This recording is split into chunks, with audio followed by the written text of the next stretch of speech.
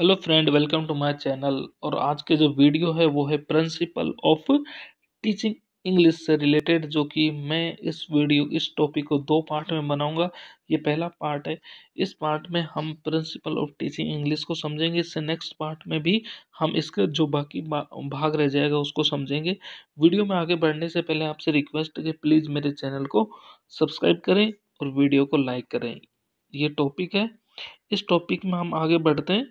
पहले समझ लेते हैं कि principal of teaching English. Teaching is teaching a language is a serious business and must be conduct carefully. जो टीचिंग है वो बहुत ही सीरियस बिजनेस है और इसको हमें बहुत सावधानी से करना चाहिए। Research done in the field of linguistic, psychological और pedagogic have brought out certain principle teaching. तो हमें पता होना चाहिए जो ये प्रिंसिपल आए हैं ये कहाँ से आए हैं। लिंग्विस्टिक्स से आए हैं, साइकोलॉजी से आए हैं और पेडागोजी से आए हैं। यानी कि ये जो प्रिंसिपल आए हैं ये तीन सब्जेक्ट से आए हैं, लिंग्विस्टिक, साइकोलॉजिकल और पेडागोजी। ठीक है, इसमें आगे बढ़ते हैं। Basic principle of English language. English language के बेसिक जो प्रिंसिपल है, प्रिंसिपल बहुत सारे हैं, बहुत सारे प्रिंसिपल हैं, लेकिन इंग्लिश लैंग्वेज के बेसिक जो प्रिंसिपल हैं वो हैं लैंग्वेज टीचिंग, सिलेक्शन। ठीक है, principle of selection, gradation, principle of gradation, presentation, principle of presentation और and testing. Basic principle English language teaching. अब बेसिक जो इंग्लिश लैंग्वेज की जो बेसिक प्रिंसिपल है ना वो चार चार प्रिंसिपल है। मैं सारे कराऊंगा आपको, लेकिन बेसिक आपसे प्रिंसिपल पूछे तो वो चार हैं। जैसे सिलेक्शन है, ग्रेडेशन है, प्रेजेंटेशन है और टेस्टिंग है। इन्हीं के द्वारा हम क्लास में एक अच्छी क्लास कैसे लेते हैं, इन्हीं के द्वारा सिलेक्शन होता है, इन्हीं के द्वारा डिसाइड होता है। तो सबसे पहले जो हम बात करेंगे प्रिंसिपल ऑफ सिलेक्शन की। देखो, प्रिंसिपल ऑफ सिलेक्शन है ना, इसमें हमें क्या करना पड़ता है, सेलेक्ट करना पड़ती है।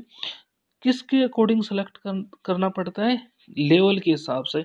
कौन सी क्लास के बच्चों को हम पढ़ा रहे हैं, बच्चों का माइंडसेट कैसा है, ग्रामीण परिवेश है, शहरी परिवेश है, उनकी मनोदशा क्या है, इन सब को डिसाइड करके उनके लेवल के हिसाब से हमें चीज़ें सेट करनी पड़ती है। टॉपिक लेना पड़ता है, टॉपिक में से उन्हीं के लेवल के अनुसार से पढ़ाना पड़ता है। जैसे छठी, अगर हम 6 क्लास को पढ़ाते हैं तो 6 क्लास का मैटर अलग होता है और 12th क्लास का जो मैटर होता है वो एक अलग होता है।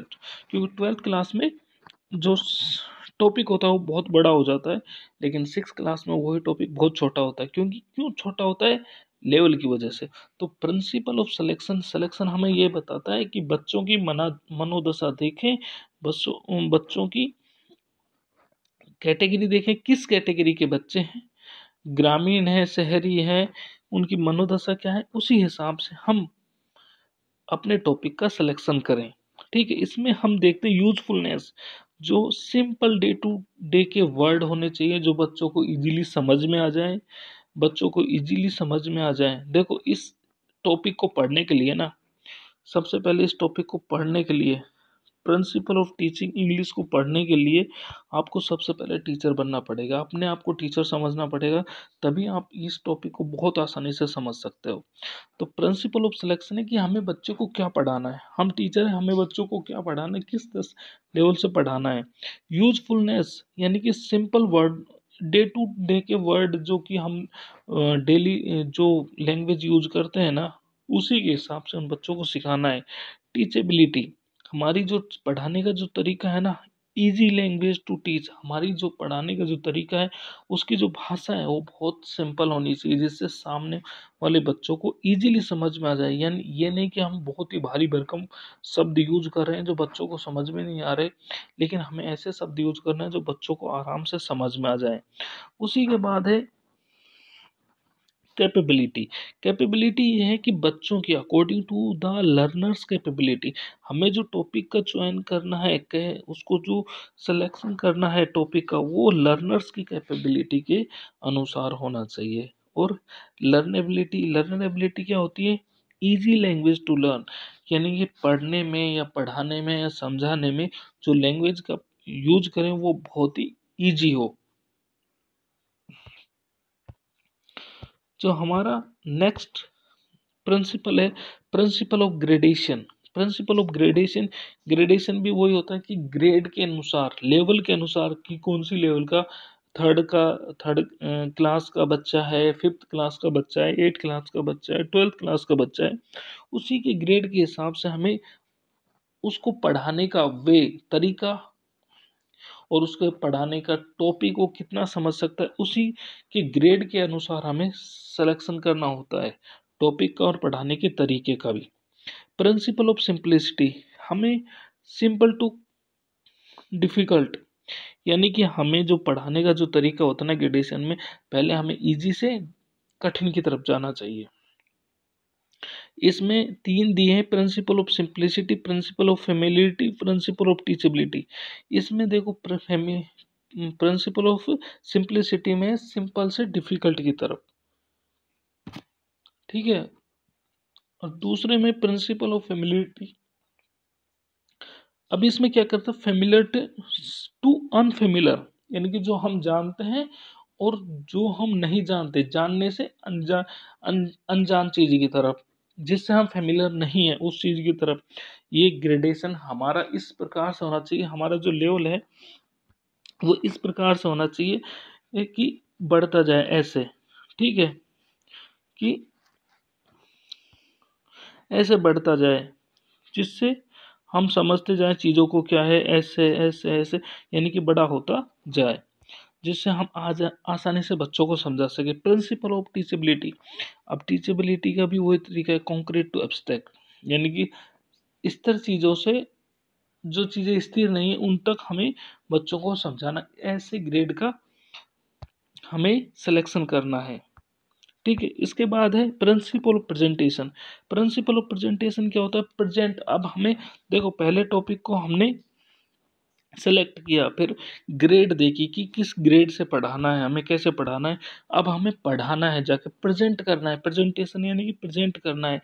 उसमें हमें किस किस चीज़ का, टीचिंग एड्स का यूज करना है, चौक डस्टर जो चीज़ें होती हैं उन सब चीज़ों का यूज करना है, और बोर्ड का यूज करना, बोर्ड को क्लीन रखना, इन सब चीज़ों के द्वारा हमें प्रेजेंट करना है, जिससे बच्चों को इजीली समझ में आ जाए। मटेरियल अकॉर्डिंग टू लर्नर्स, और अकॉर्डिंग, बच्चों के अनुसार ही हमें मटेरियल यूज करना चाहिए कि बच्चे को इजीली समझ में आ जाए चीज़ें।